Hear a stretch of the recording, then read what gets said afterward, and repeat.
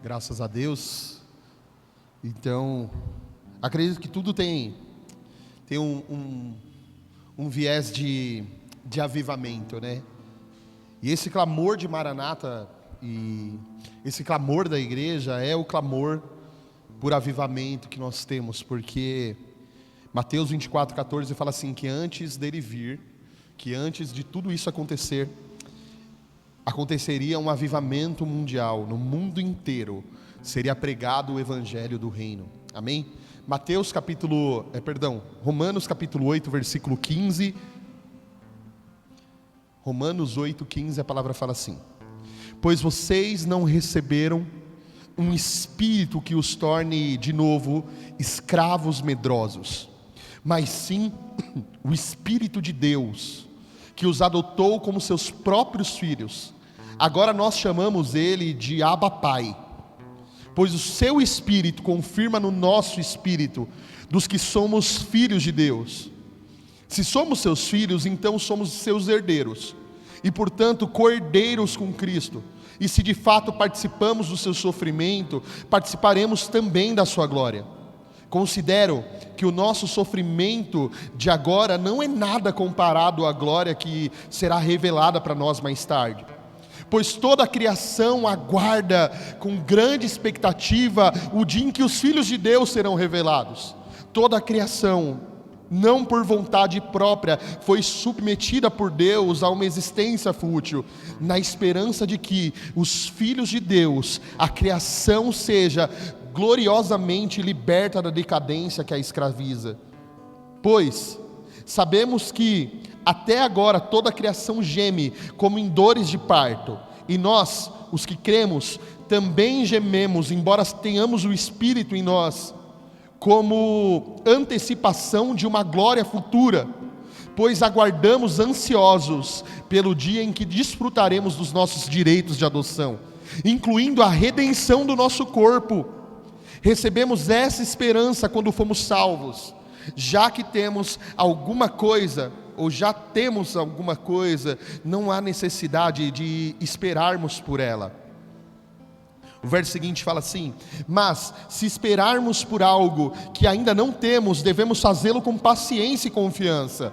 E o Espírito nos ajuda na nossa fraqueza, pois não sabemos orar segundo a vontade de Deus, mas o próprio Espírito intercede por nós com gemidos que não podem ser expressos em palavras. E o Pai, que conhece cada coração, sabe em quais são as intenções do Espírito, pois o Espírito intercede por nós, o povo santo, segundo a vontade de Deus. E sabemos que Deus faz todas as coisas cooperarem para o bem daqueles que o amam e que são chamados de acordo com o seu propósito. Pois Deus conheceu de antemão os seus e os predestinou para se tornarem semelhantes à imagem do seu Filho, a fim de que ele fosse o primeiro entre muitos. E depois de predestiná-los, ele os chamou. E depois de chamá-lo, ele os declarou justos. E depois de declará-los justos, ele lhes deu glória. Amém? Senhor, obrigado por essa palavra. Esse texto por si só ministrou a gente, mas eu sei que o Senhor tem muita coisa ainda para derramar nessa noite. Que nesses próximos 20 minutos dessa live, o Senhor fale a cada coração, e o Senhor avive no interior de cada um esse sentimento, essa identidade de filho, em nome de Jesus, amém. Amém, gente? O nome de Deus, ele sempre foi muito controverso. A gente sempre se deparou com essa tensão, até teológica, digamos assim, mas desde o Antigo Testamento, o nome de Deus, ele era proferido de maneira muito sagrada.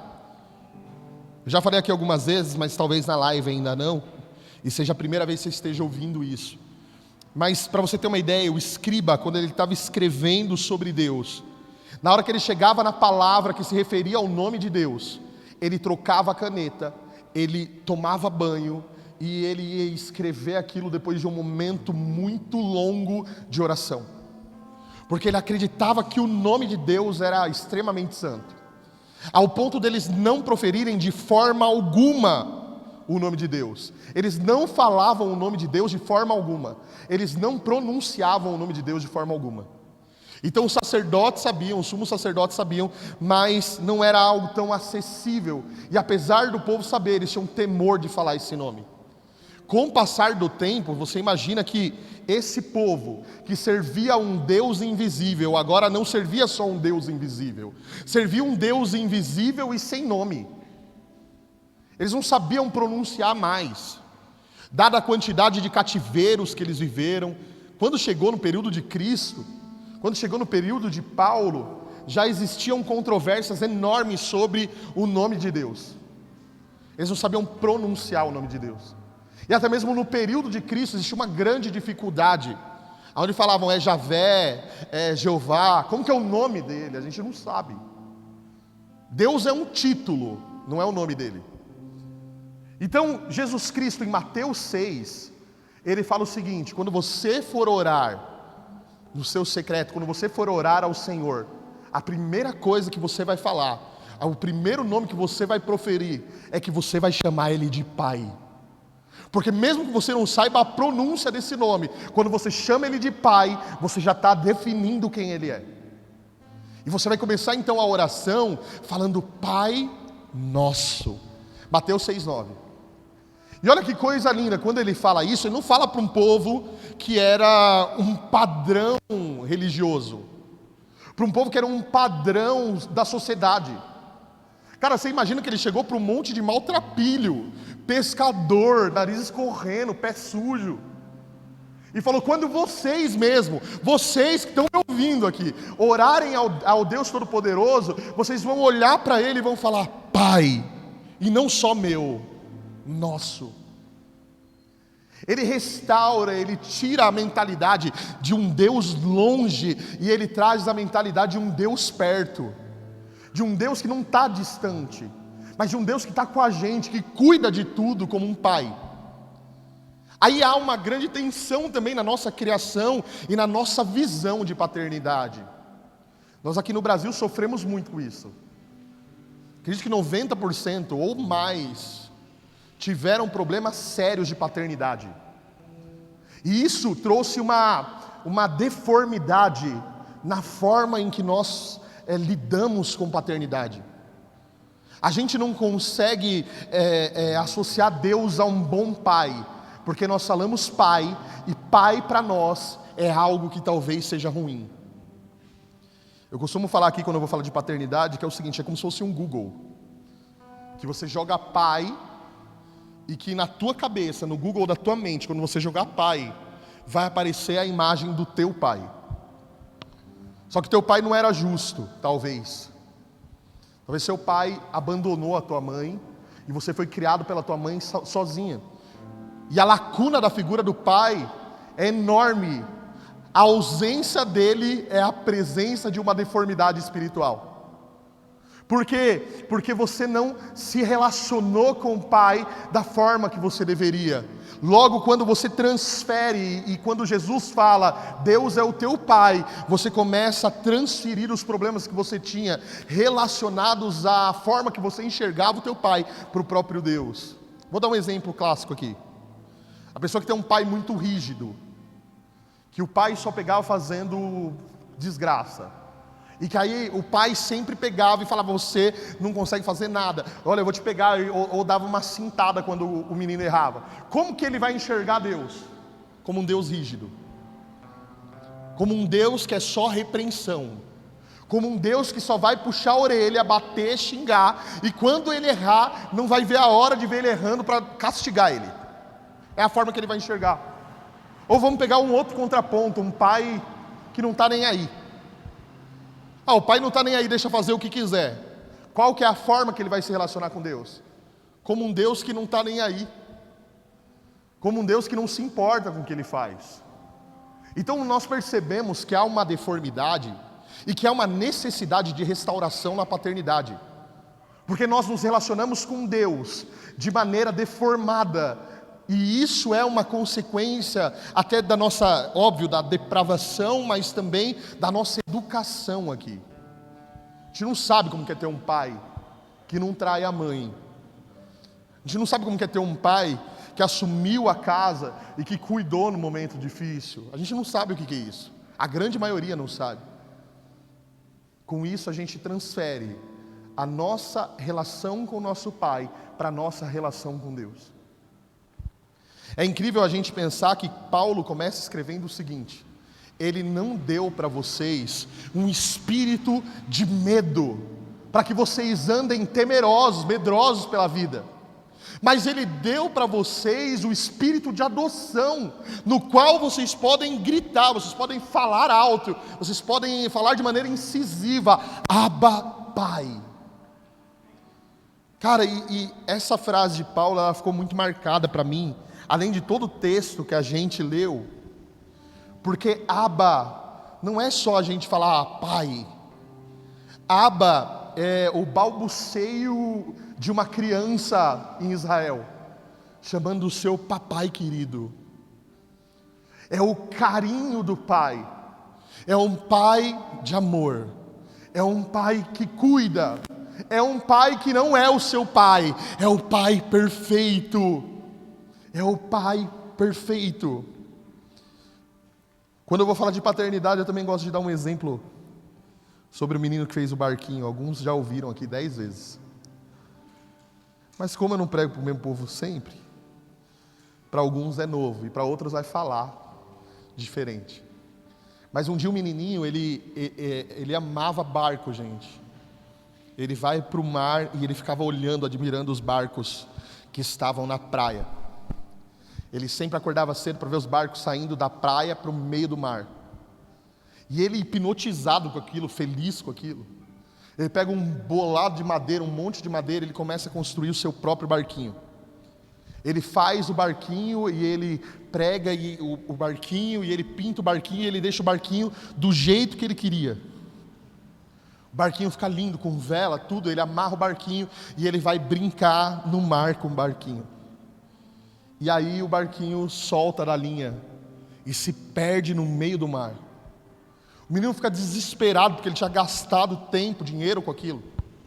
Ele corre atrás, ele tenta de alguma forma resgatar o barco, ele entra no mar e não acha nada. E ele volta para casa sem o barquinho dele.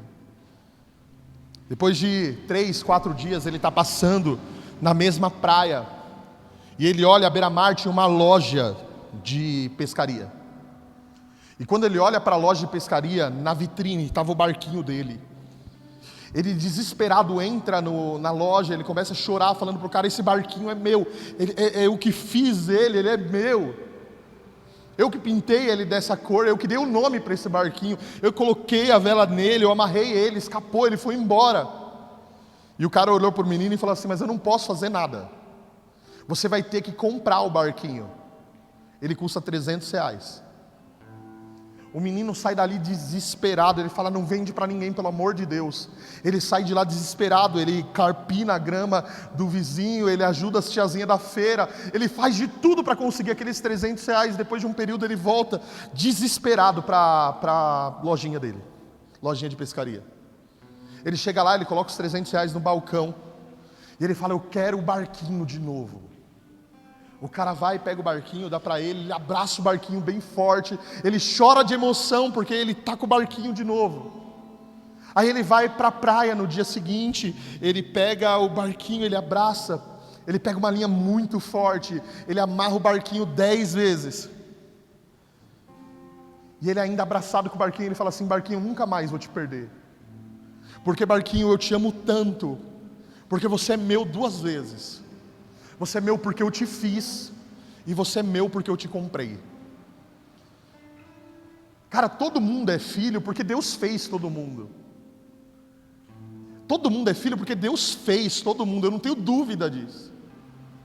Mas nós somos dele 2 vezes, porque além dele fazer, ele nos comprou com o preço de sangue. Ele morreu em uma cruz por nós. Ele foi no lugar aonde nós estávamos escravos, perdidos, estávamos na vitrine da vida como mercadoria. Ele veio e ele falou: esse é meu, eu fiz e eu comprei, e eu amo 2 vezes. E eles podem chamar agora o mesmo pai que o meu de pai. Eles podem agora acessar o Pai. Eles podem falar com o Pai. E cara, há um texto na palavra que Jesus ele especifica de maneira perfeita o relacionamento entre pai e filho, de maneira religiosa. Vocês já viram, já leram o texto da parábola do filho pródigo? Quem já leu o texto da parábola do filho pródigo? Cara, ali está especificado a forma que o filho se relaciona com o pai, quando ele não tem um avivamento da paternidade dentro de si. A gente lê o texto no livro de Lucas, se eu não me engano, é 12, 15, Lucas 15, vai falar sobre 3 parábolas, e uma delas é a parábola do filho pródigo.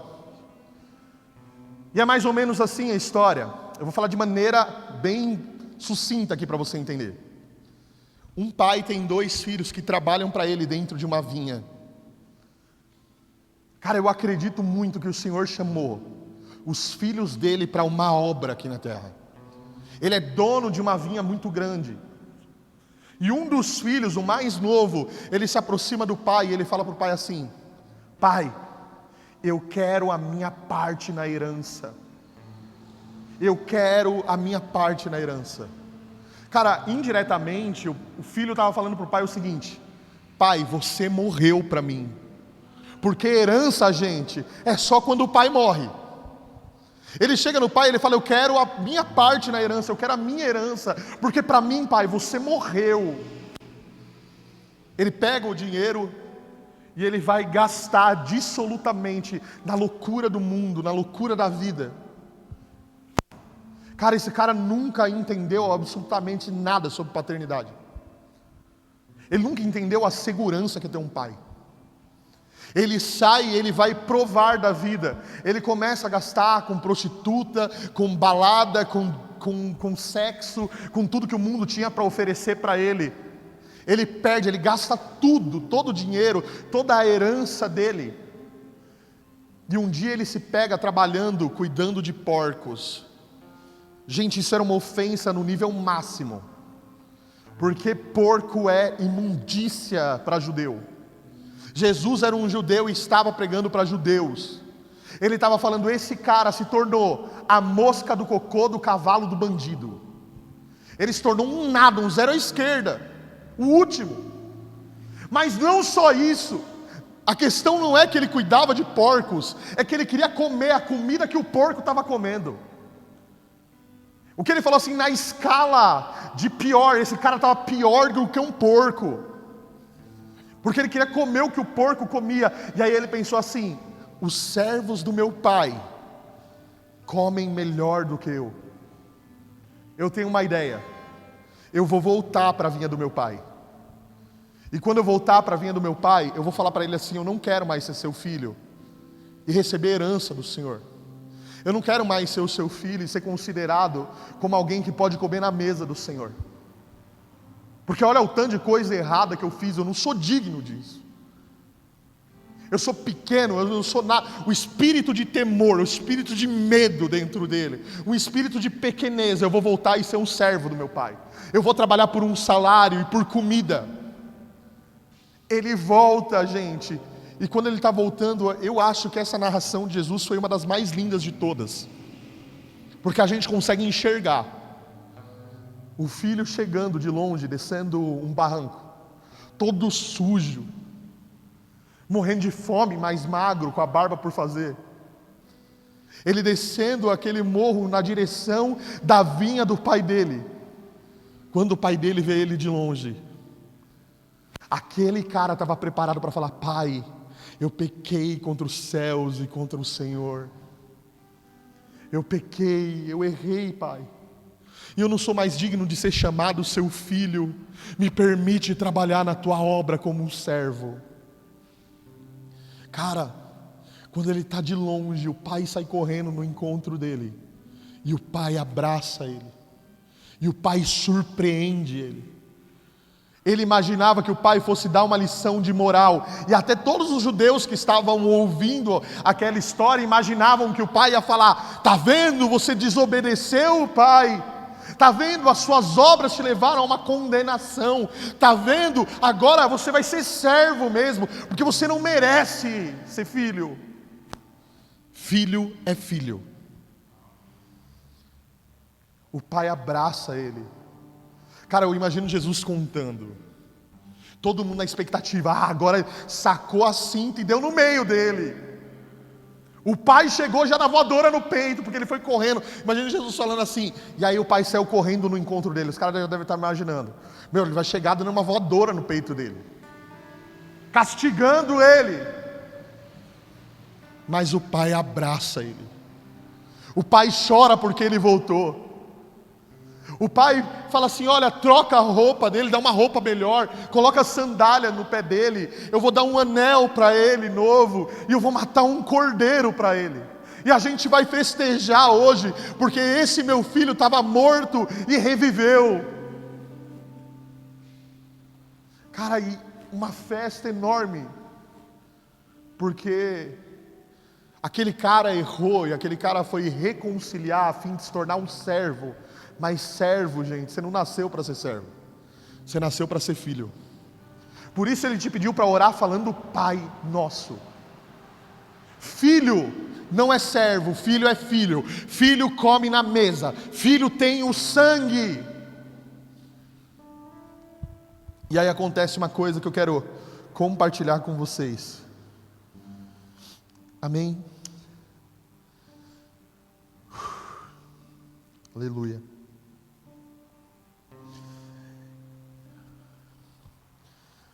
A gente vai finalizar a palavra aqui com 3 coisas que nós precisamos adquirir de lição nesse texto. A primeira: filho não é servo, filho é filho. Eu sempre falei aqui que é diferente você entender que você trabalha para o pai, de você trabalhar com o pai. Porque tudo que é do pai é do filho. E o que Paulo fala é que nós somos herdeiros e co-herdeiros com Cristo. Tudo que é do pai é do filho. A restauração de todas as coisas é para a glória do pai. Mas nós herdamos porque somos filhos dele. A coisa mais linda do evangelho é percebermos que o espírito de adoção foi colocado em nós. Cara, e adoção é o seguinte: filho a gente não escolhe quando nasce da gente, mas a adoção escolhe, né? Em 1 João ele fala assim: não foram vocês quem me escolheram, mas eu escolhi vocês. Ele foi no orfanato da vida, em pessoas que não tinham um pai, e ele adotou com amor. Ele escolheu você. Olha que coisa linda. Ele escolheu você não para ser um escravo, mas para ser um filho e co-herdeiro. Logo você não trabalha pro pai, você trabalha com o pai. Porque o reino que ele preparou, nós desfrutaremos com ele. Gente, aquele cara falou: eu quero ser servo. Ele falou: não, você é filho. O que você está fazendo aqui, você vai usufruir.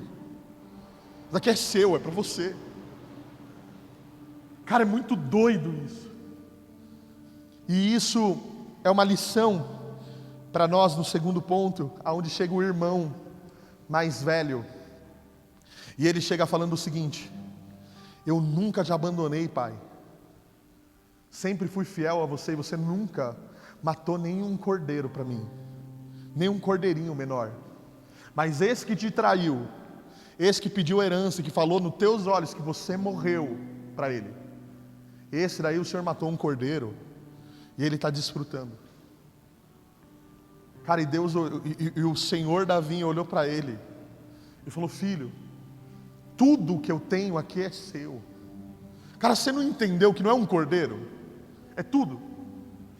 Matar o cordeiro é só um símbolo do meu amor por ele, porque ele voltou. Mas você tem todos os cordeiros, não um só. Cara, é mais ou menos isso daqui. Imagina que um dia você acorda de madrugada, e que na hora que você levanta de madrugada, a tua esposa está recolhendo todas as televisões e levando para para a cozinha dela. Cozinha é muito machista, né? Para o quarto dela. Ela está levando tudo para o quarto, para o cantinho da oração dela. Ela está pegando todas as televisões da casa, levando para um lugar só. E aí você descendo as escadas, você olha para ela e fala: ué, você está doida? Pegando todas as televisões da casa e levando para o seu quartinho de oração. Por quê? Ai, porque eu gosto muito de televisão. Eu amo televisão. E aí eu preciso de todas elas dentro do meu quarto de oração, porque eu amo televisão. Cara, eu ia falar assim para a Aline: você está doida? Porque apesar de estarem pela casa, todas as televisões, elas são suas, elas não precisam estar no teu quarto para ser sua. Elas são suas e você pode desfrutar de todas elas. Cara, sabe qual é a coisa mais bela e que a gente não percebe? É que as belezas que Deus deixou para nós, que nós podemos olhar e desfrutar, elas são de graça. Mas a gente é tão teimoso que a gente não consegue olhar uma flor bonita em uma árvore e falar: uau, que linda a criação de Deus. A gente quer ir lá e arrancar e levar para dentro da nossa casa. A gente quer tudo, né? Não basta falar que a terra é nossa, eu tenho que ter uma coisa no meu nome, gente. Não basta eu falar que tudo isso aqui que foi criado, que a natureza aguarda a manifestação dos filhos, que a natureza anseia pela manifestação dos filhos, para que eles herdem tudo isso. Não, eu tenho que ter uma no meu nome, Deus. Bastante coisa no meu nome. Mas sabe qual que é a coisa mais bela? Você acordar e talvez não ter nada no teu nome, mas saber que tudo é herança para filho, e que você é cordeiro. O avivamento que nós precisamos viver é um avivamento de olharmos Deus como um pai, mas não como o meu pai, como um pai perfeito, como um pai de amor, como um pai que ama, como um pai que abraça, como um pai que não quer servos, um pai que quer filhos. Cara, você nunca mais vai trabalhar para o Senhor, você vai trabalhar com Ele, porque essa obra não é dele e você é um escravo, essa obra é nossa. Tudo que está sendo restaurado para ser herança. Então, se você cuida da natureza, você não cuida para os outros, porque você está trabalhando para Deus, você está trabalhando com Ele. Se você ama alguém e ajuda alguém, não é que você está fazendo a obra de Deus, a obra para Deus, você está trabalhando para Deus, é que você está trabalhando com Deus.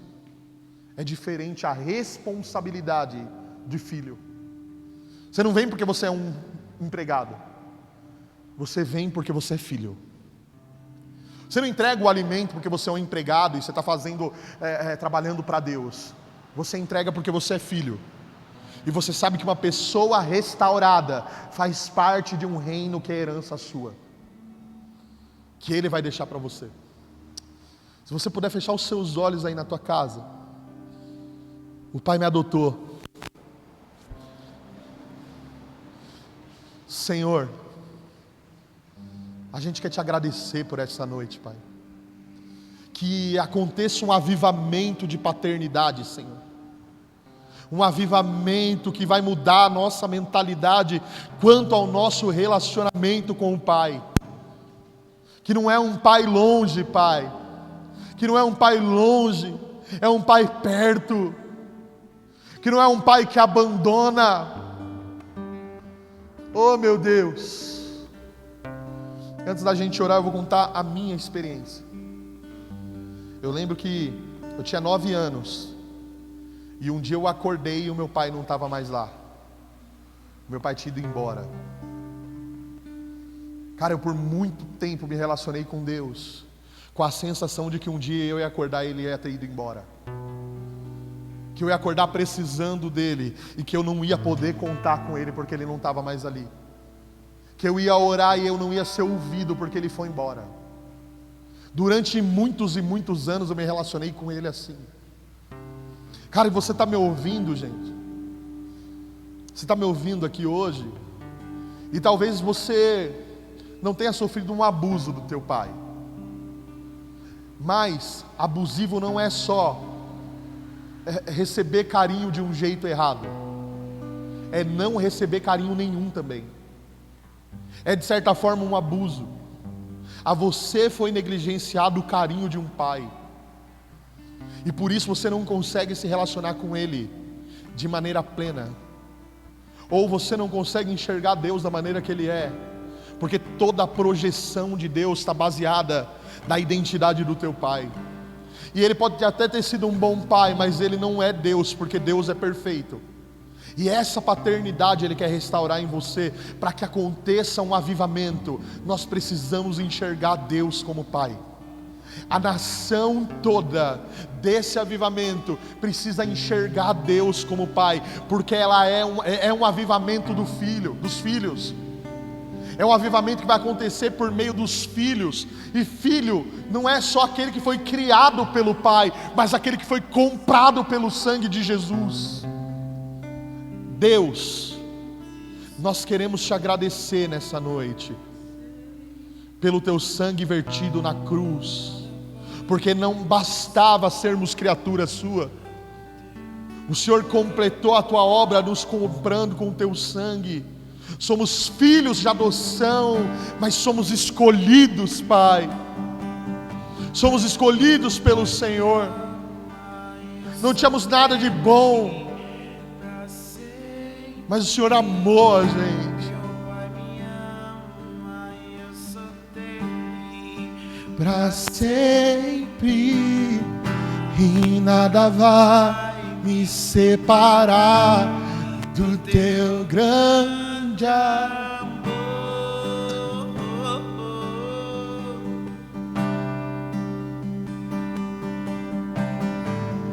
Meu Pai me ama, eu sou dele para sempre. Meu Pai me ama, eu sou dele para sempre. E nada vai me separar do teu grande amor.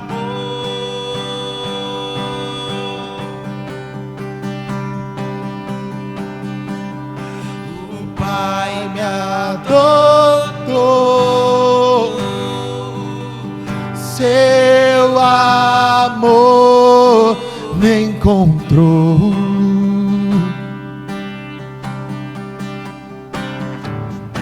Eu era órfão, hoje sou filho.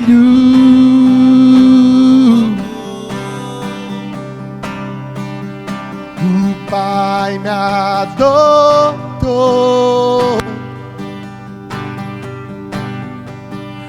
seu amor me encontrou.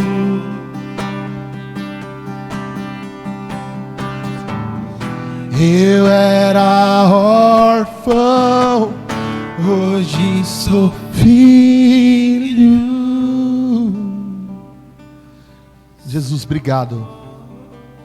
Obrigado porque a gente não tem espírito de medo, de covardia. É espírito de filho, de confiança. De confiança, Pai. Confiamos no amor do Pai. Nos lançamos no amor do Pai, como uma criança que confia no Pai.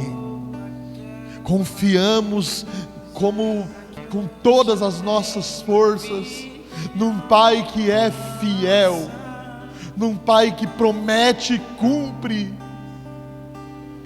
num Pai que não vai embora, num Pai que não abandona na necessidade, num Pai que não dá escorpiões ao invés de pão,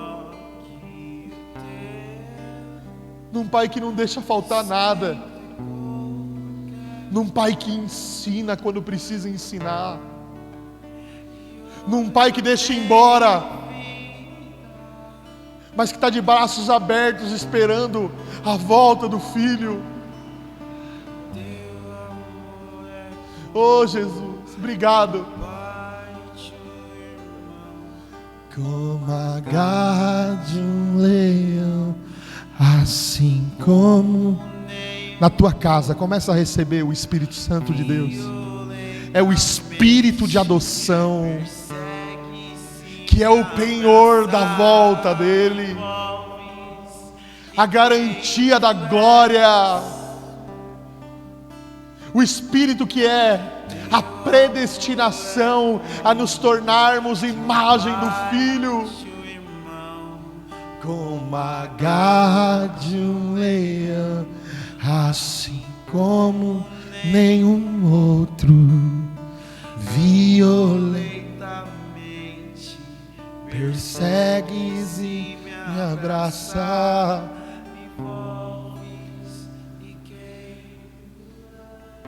O Pai estava te esperando. Ele estava te esperando não para ser um servo, mas para ser um filho.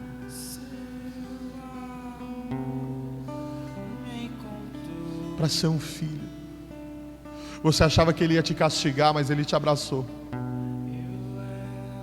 Você achava que Ele ia jogar na tua cara, mas Ele matou um cordeiro por você.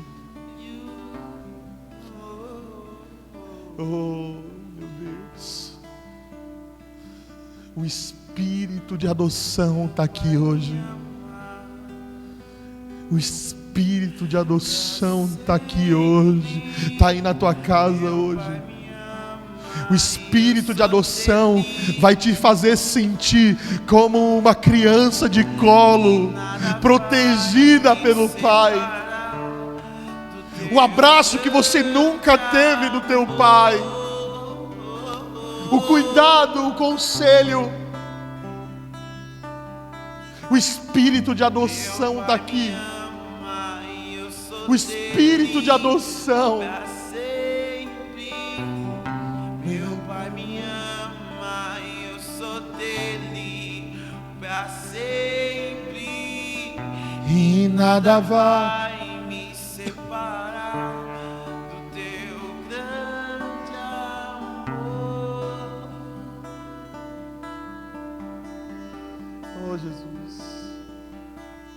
Recebe esse abraço de Jesus na tua casa. Recebe esse abraço. Esse abraço que é o abraço do espírito de adoção. Cara, você nunca mais vai viver como uma criatura simplesmente. Vai viver como um filho. Você nunca mais vai trabalhar para Deus, mas você vai trabalhar com Deus para restaurar as coisas. Você vai trabalhar com Deus. Obrigado, Jesus. Amém. Você que está na tua casa, você que está aqui hoje, eu vou pedir para você continuar nesse espírito. Se você puder, depois de terminar a live, vai para o teu quarto orar. Permanecer na presença do Pai. Permanecer com esse fogo queimando no teu interior. Eu quero agradecer cada um que acompanhou a nossa live hoje. Você que quiser contribuir do meu lado direito aqui, acho que é o seu esquerdo e o meu direito. A gente tem um QR Code, você pode entregar por ele.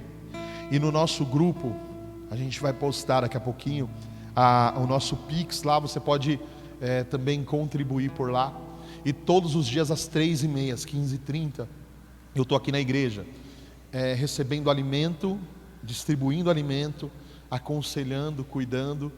Então você que pode trazer o seu alimento aqui também, você que tem o desejo de trazer uma cesta básica para ajudar alguém, a gente hoje entregou já algumas cestas, atendemos algumas pessoas e vamos continuar dessa forma atendendo aqui durante esse período. É muito importante esse trabalho e eu quero agradecer você que tem proporcionado isso tudo, amém? Você que puder, não deixe de contribuir. É um momento muito peculiar da igreja, onde nós precisamos nos levantar para cuidarmos das pessoas, para cuidarmos da estrutura, e tudo isso demanda custo. Eu quero muito que você se posicione dessa forma, amém? Estendendo a tua mão, você que pode. E você que precisa, entre em contato também. O nosso número de telefone, a maioria das pessoas que estão assistindo tem o meu número. Se você não tiver, a gente vai deixar disponível no vídeo. Você pode entrar em contato, precisa de uma cesta, de uma conversa, de ajuda de qualquer forma. O Pai não te abandonou, amém? E a fórmula que Ele tem de mostrar isso para você é a igreja dele. Então nós estamos aqui para estender a mão para você, amém? Que Deus te abençoe, que você tenha um término de noite abençoadíssimo, que você durma com o Senhor, amém? E tenha uma noite de sono abençoadíssima. Deus te abençoe, bom descanso, fica na tua casa, se cuida, em nome de Jesus, amém? Deus abençoe, gente. Obrigado pessoal da transmissão, do louvor. Minha irmã